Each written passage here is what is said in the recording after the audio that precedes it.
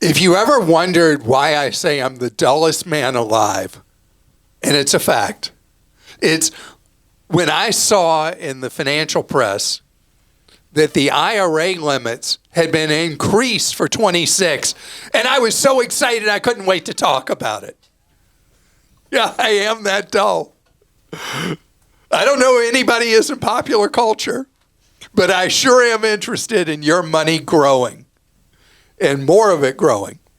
So the IRA limits, after stubbornly sticking at $7,000 year after year after year, are now going up to $7,500.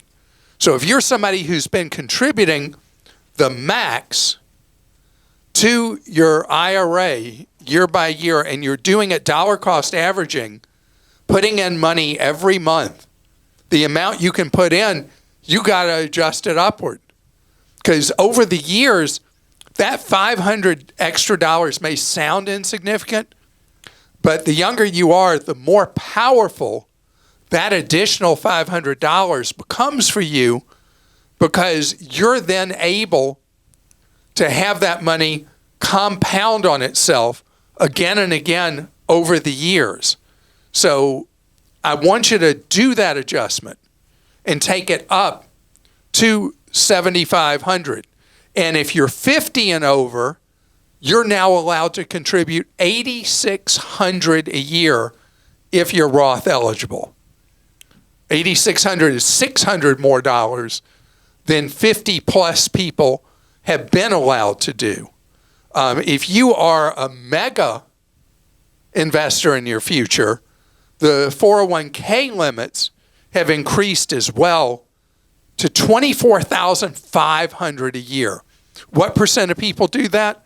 I think it's a fraction of 1% or something like that. It's a very small percent of people are able to put in the max into a 401k or the other equivalents like 403b, 457, that kind of thing.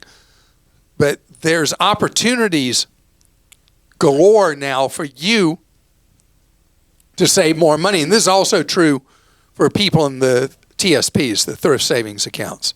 And again, if you're over 50, you got extra money you can contribute to your employer plan and boost that even more. But the most important thing is be in the habit. Be in the habit of living on less than what you make, saving for your future, and as I covered extensively on a prior podcast, almost all income earners, except for those at the very highest level, will benefit from doing a Roth version of a 401k or equivalent rather than traditional. Now, we had a Clark Stinks a week ago about why that was wrong for higher income earners in high tax states, for higher income earners like California and New York. I'm trying to remember where else has very high state income taxes. That could tilt it to a little bit lower income level where someone would go from Roth to traditional. But the point is, you want to take advantage of programs like a Roth where your money is never taxed, both what it earns and when you spend. It's all yours to do tax-free.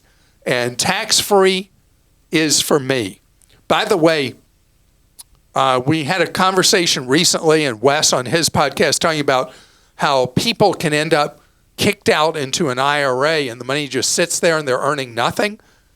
And there's an annex to this, people who move money from an employer 401k on their own and move it to their own IRA.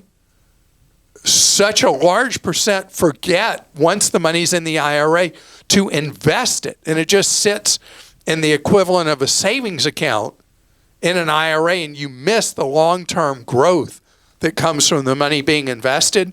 And I'm ecstatic about something Vanguard is doing, where they are using tools to nudge people who are sitting with IRAs that are just sitting in cash and getting people to understand why they got to take the next step to invest.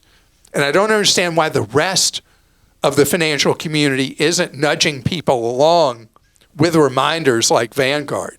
Just shows again, Vanguard's a co-op. It's run by and for its account owners, and it's run as a nonprofit essentially.